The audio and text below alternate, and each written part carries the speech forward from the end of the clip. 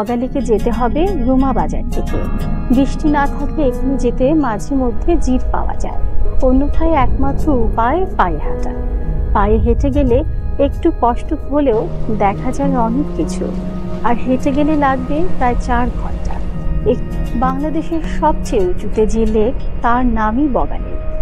সমুদ্রপৃষ্ঠ থেকে এই লেকের উচ্চতা প্রায় ৩,৫০০ ফুট।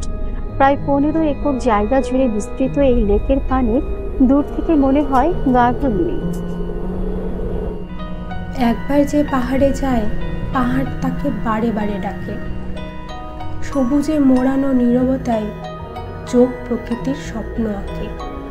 নির্ভীতে দাঁড়ায় গাছের সারি, ঝর্ণা গায় শান্ত সুর। মেঘের চাদরে ঢেকে থাকে আকাশ ছোঁয়া পাহাড়ের চোখ। পাথরের বুকে হাওয়ার খেলা, সূর্য ডোবে রং ছড়িয়ে। মনটা চায় হারিয়ে যেতে প্রকৃতির বুক জড়িয়ে। পাহাড়ের চূড়ায় নীল জলের আস্তর নীল আকাশের সাথে মিশে তৈরি করেছে এক প্রাকৃতিক কৈলাস। মুগ্ধ নয়নে দেখতে হয় আকাশ, পাহাড় আর জলের মিতালি।